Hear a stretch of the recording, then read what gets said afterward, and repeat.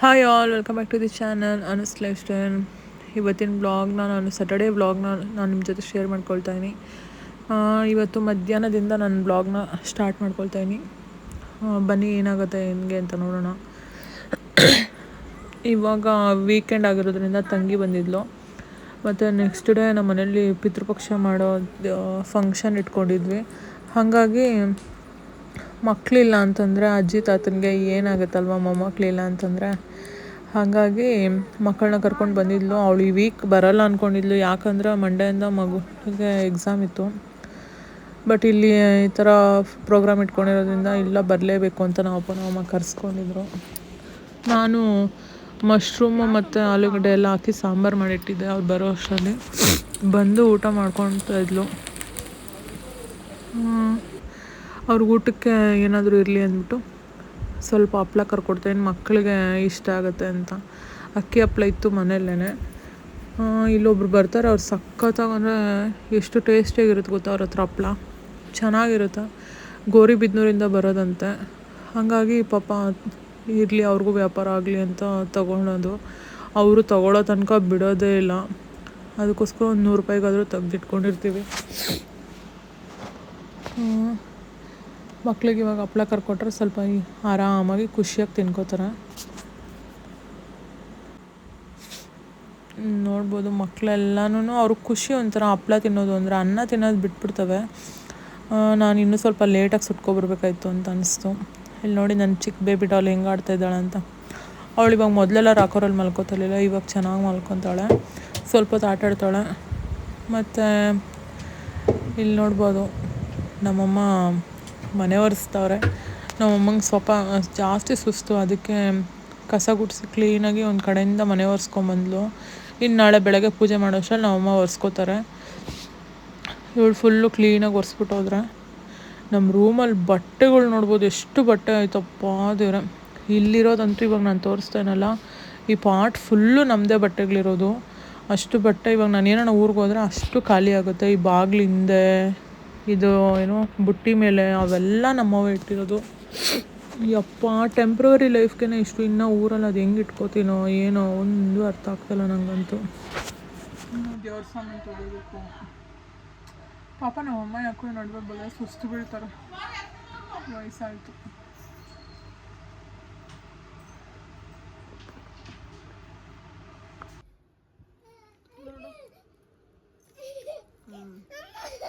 ಓಹೋ, ನಾನೇ ಹೋಗಿಲ್ಲ, ನಾನೇ ಚೆನ್ನಾಗಿ ಬರ್ತಿದ್ದೆ. ಯಾಕೆ ಇವಾಗ ಮತ್ತು ನಾನು ಅವತ್ತು ಆ ಫ್ರೇಮ್ ಬಗ್ಗೆ ಹೇಳಿದ್ನಲ್ವಾ, ನೆಕ್ಸ್ಟ್ ಟೈಮ್ ತೋರಿಸ್ತೀನಿ ಅಂತ.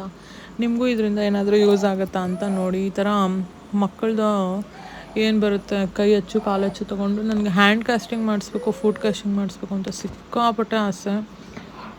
ಅದಕ್ಕೆ ಇನ್ನೂ ಟೈಮ್ ಒಂದ್ಗೂಡ್ತಾ ಇಲ್ಲ. ಅದಕ್ಕೆ ಟೈಮ್ ಒಂದ್ಗೂಡೋ ಅಷ್ಟರಲ್ಲಿ ನನ್ನ ಮಕ್ಕಳೇ ದೊಡ್ಡವಾಗ್ಬಿಡ್ತವೇನೋ.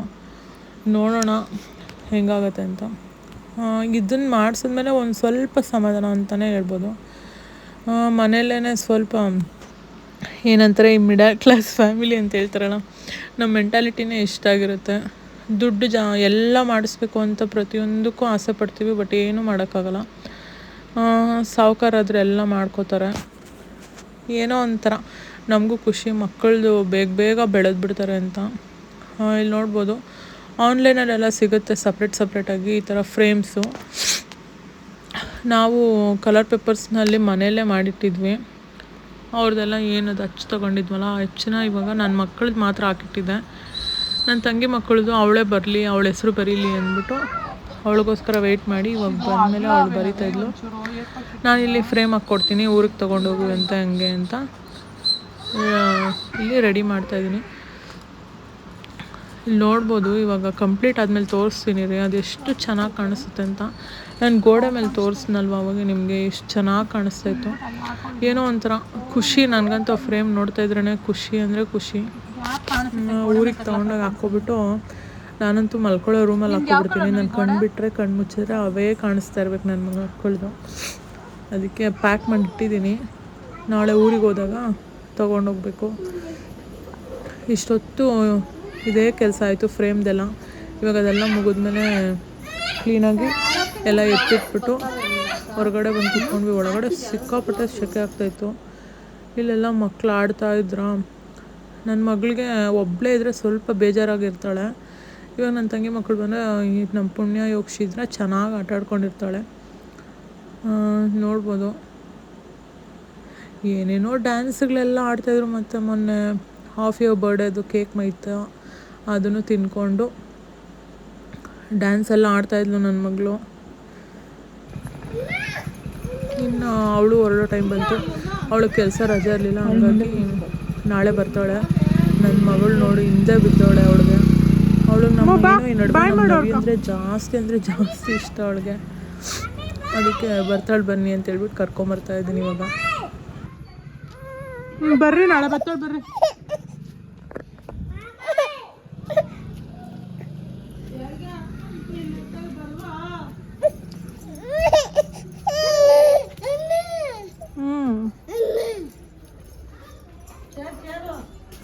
ಆಮೇಲೆ ಒಳಗಡೆ ಬಂದಮೇಲೆ ನಮ್ಮಮ್ಮ ಮಕ್ಕಳೆಲ್ಲ ಅವರೇ ಮ್ಯಾಗಿ ಮಾಡಿಕೊಟ್ಬಿಡಮ್ಮ ಮಕ್ಳಿಗೆ ಪಾಪ ಅಂದ್ಬಿಟ್ಟು, ನಾನು ನನ್ನ ಮಗಳಿಗೆ ಒಬ್ಬಳಿಗೆ ಇದ್ರೆ ಮಾಡಿಕೊಡಲ್ಲ ಅಷ್ಟು, ಯಾವಾಗಲೂ ತಿನ್ನಬಾರ್ದು. ಹಾಗಾಗಿ ಈ 3 ಜನ ಒಟ್ಟಿಗೆ ಯಾವಾಗ ಸೇರ್ತಾರೋ ಅವಾಗ ಮಾತ್ರ ಮ್ಯಾಗಿ ಮಾಡಿಕೊಡೋದು. ನನ್ನ ಮಗಳಿಗೆ ಯಾವಾಗೋ ಅಪರೂಪಕ್ಕೆ ಒಂದು ಸತಿ ಮಾಡೋದಲ್ವ, ಅದಕ್ಕೆ ಕಾಯ್ತಾವಳೆ ಯಾವಾಗ ತಿನ್ನೋದು ಅಂತ. ಅವಳಿಗೆ ಡೈಲಿ ಮಾಡಿಕೊಟ್ಬಿಟ್ರೆ ಅಷ್ಟು ಕ್ರೇಜ್ ಇರಲ್ಲ ಅಂತಲೇ ಹೇಳ್ಬೋದು. ಅದಕ್ಕೋಸ್ಕರ ನಾನು ಯಾವಾಗೋ ಅಪರೂಪಕ್ಕೆ ಒಂದೊಂದು ಸತಿ ಮಾಡ್ತೀನಿ. ಇದೇನು ಅಷ್ಟು ಹೆಲ್ದಿ ಫುಡ್ಡಲ್ಲ ಮಕ್ಕಳಿಗೆ, ಏನೋ ಅವ್ರಿಗೆ ಟೇಸ್ಟ್ಗೋಸ್ಕರ ಅಷ್ಟೇ ಇದೆಲ್ಲ. ಹಾಗಾಗಿ ಇಲ್ಲೊಂದೆರಡು ಪ್ಯಾಕೆಟ್ ಹಾಕ್ಬಿಟ್ಟು 3 ಹಾಕ್ಕೊಟ್ಬಿಟ್ರೆ ಆರಾಮಾಗಿ ಕುತ್ಕೊಂಡು ತಿಂತವೆ. ಅವಳಿಗೆ ಖುಷಿ ತಿನ್ನೋಕ್ಕೆ, ಬಟ್ ಬಿಸಿ ಆಗ್ತಾಯಿರಲಿಲ್ಲ. ಅದಕ್ಕೆ ನಾನು ಆರಿಸ್ಕೊಡ್ತೀನಿ ಅಂದ್ಬಿಟ್ಟು ಇದು ಮಾಡ್ತಾಯಿದ್ದೆ. ಇಲ್ಲಿ ನಮ್ಮಮ್ಮ ಹೂವು ಕಟ್ಟೋಕೆ ಆಲ್ರೆಡಿ ಸ್ಟಾರ್ಟ್ ಮಾಡ್ಕೊಂಡಿದ್ರು.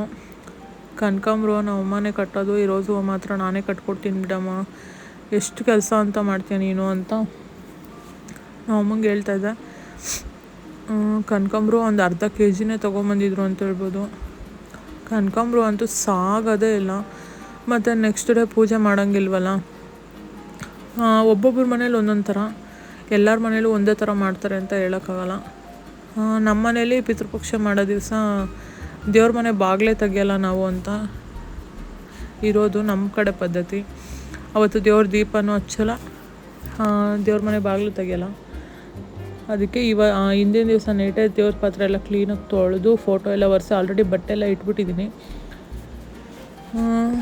ಇವಾಗ ಪಾತ್ರೆ ಎಲ್ಲ ತೊಳೆದು ನೋಡ್ಬೋದು ಇವಾಗ ಫೈನಲ್ ಲುಕ್ ಹೇಗೆ ಕಾಣಿಸ್ತಾ ಇದೆ ಅಂತ.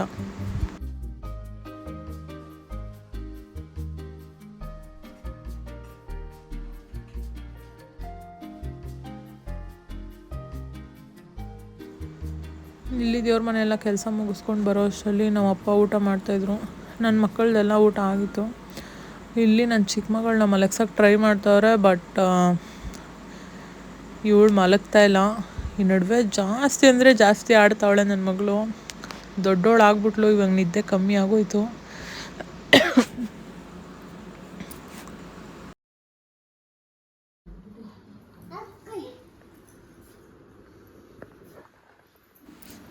ಊಟ ಎಲ್ಲ ಮುಗಿಸ್ಕೊಂಡು ಯಾಕೋ ಇವತ್ತು ನಮ್ಮ ಮಕ್ಕಳು ಮಲಗಿಲ್ಲ ಗೊತ್ತಾ. ಟೈಮ್ ಬಂದು ಇವಾಗ 11 ಗಂಟೆ ಹತ್ತತ್ರ ಆಗ್ತಾ ಬಂತು. 4 ಜನ ಮಕ್ಕಳಲ್ಲಿ ಒಬ್ಬ ಮಕ್ಕಳನ್ನ ನಿದ್ದೆ ಹೋಗೋದು ಬೇಡವಾ. ಕೆಲಸ ಇರೋ ಟೈಮಲ್ಲಿ ಒಬ್ಬರೂ ನಿದ್ದೆ ಹೋಗಿಲ್ಲ. ಆಮೇಲೆ ನಿಮ್ಮ ಪಾಡಕ್ಕೆ ನೀವು ಇರ್ರಿ ಅಂದ್ಬಿಟ್ಟು ನನ್ನ ಮಗಳನ್ನ ರಾಕರ್ಗೆ ಹಾಕ್ಬಿಟ್ಟು ನಮ್ಮಮ್ಮನ ನೋಡ್ಬೋದು ಸುಸ್ತಾಗ್ಬಿಟ್ಟವ್ರೆ ಪಾಪ. ಹೂವು ಕಟ್ಟಿ ಕಟ್ಟಿ ಕಟ್ಟಿ ಕಟ್ಟಿ ನಮ್ಮಮ್ಮನ ಬೆನ್ನೇ ಬಿದ್ದೋಗ್ಬಿಡ್ತೈತೆ. ಈ ದೇವಸ್ಥಾನ ಇರೋದ್ರಿಂದ ಅರ್ಧ ನಮ್ಮಮ್ಮ ಯಾವಾಗಲೂ ಹೂವು ಕಟ್ಟಬೇಕು. ಬೆನ್ನಂತೂ ನಮ್ಮಮ್ಮ ಯಾವಾಗಲೂ ನಂಗೆ ಬೆನ್ನೋವು, ಬೆನ್ನೂರಿ ಅಂತಲೇ ಇರ್ತಾರೆ. ಈ ಕನಕಾಂಬ್ರ ಹೂವು ಬೇರೆ ಜಾಸ್ತಿ ಇತ್ತು. ಮತ್ತು ನಾಳೆಗೆ ಕಾಳು ಸಾಂಬಾರು ಮಾಡೋದಕ್ಕೆ ಕಾಳೆಲ್ಲ ನೆನಾಕಬೇಕಾಗಿತ್ತು. ಮೊನ್ನೆ ದಿನಸಿ ತೊಗೊಂಬಂದಿದ್ದು ಕ್ಲೀನ್ ಮಾಡಿದೆ, ಹಂಗೆ ಇಟ್ಟಿದ್ವಿ. ಹಾಗಾಗಿ ಇದರಲ್ಲಿ ಏನಾದರೂ ಕಲ್ಲಿರ್ಬೋದೇನೋ, ಸ್ವಲ್ಪ ನೋಡಿಕೊಡು ಅಂದ್ಬಿಟ್ಟು ನಮ್ಮಮ್ಮ ಕೊಟ್ಟಿದ್ರು. ನಮ್ಮಮ್ಮಂಗೆ ಇವಾಗ ಅಷ್ಟೊಂದೆಲ್ಲ ಕಾಣಿಸಲ್ಲ, ಚಿಕ್ಕ ಕಲ್ಲೇನಾದರೂ ಇದ್ದರೆ. ಹಾಗಾಗಿ ಇದು ಕಾಳು ಸಾಂಬಾರು ಒಂದು ಮಾಡಿಬಿಟ್ರೆ ನಾಳೆ ಸರಿ ಹೋಗುತ್ತೆ. ಲಾಸ್ಟ್ ಟೈಮೆಲ್ಲ ನೆಂಟರನ್ನೆಲ್ಲ ಕರೆದು ಸ್ವಲ್ಪ ಗ್ರ್ಯಾಂಡಾಗೆ ಮಾಡಿದರು. ಈ ಸತಿ ನೆಂಟರನ್ನೆಲ್ಲ ಏನೂ ಕರೆಯಲ್ಲ, ಬರೀ ನಮ್ಮ ಮನೆಯವ್ರು ಅಷ್ಟೇ.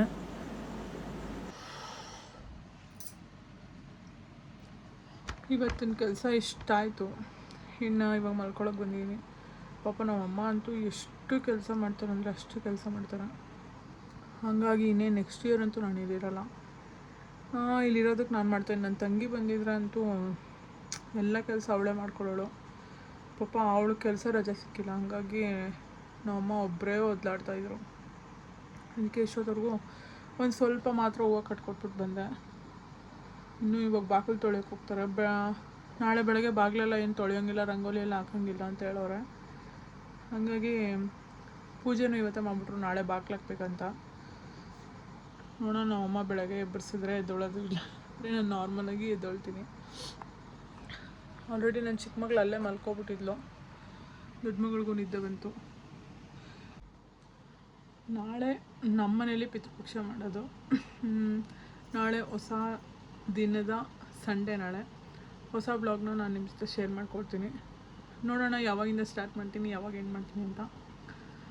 ಈ ವಿಡಿಯೋ ಸ್ವಲ್ಪ ಆದರೂ ಇಷ್ಟ ಆದರೆ ಲೈಕ್ ಮಾಡಿ, ಸಬ್ಸ್ಕ್ರೈಬ್ ಮಾಡ್ಕೊಳ್ದೆ ನೋಡ್ತಾ ಇರೋರು ಸಬ್ಸ್ಕ್ರೈಬ್ ಮಾಡ್ಕೊಂಡು ಸಪೋರ್ಟ್ ಮಾಡಿ ಅಂತ ಕೇಳ್ಕೊಳ್ತೀನಿ. ಸ್ಟೇ ಟ್ಯೂನ್, ಬಾಯ್.